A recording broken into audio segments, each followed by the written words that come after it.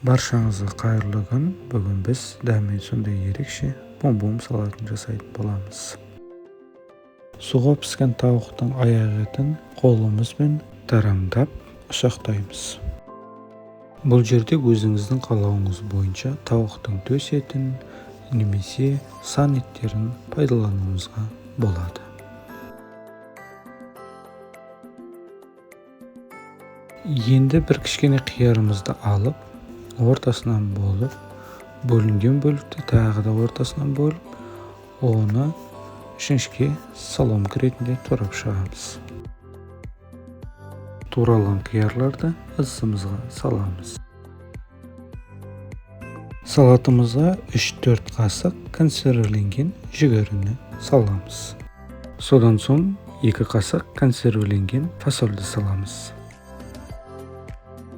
Енді салатымызға корейлік сәбіз саламыз. Кесемізге көлеміне қарай майонезді құйып, 1 шай қасық зернистая горчицаны салып, дәмдеуіштерді қосып, тұз салып, барлығын жақсылап араластырамыз.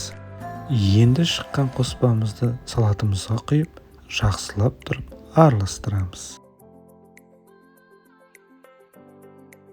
Міне бізде дәмі тәтті бум-бум салатымыз дайын болды. Егер сізге видеом ұнаса, лайк басып, каналыма тіркелуді ұмытпаңыздар. Сіздер менің каналымнан басқа да салаттардың түрлерін көріп, үй жайында дайындай аласыздар. Астарыңыз дәмді болсын.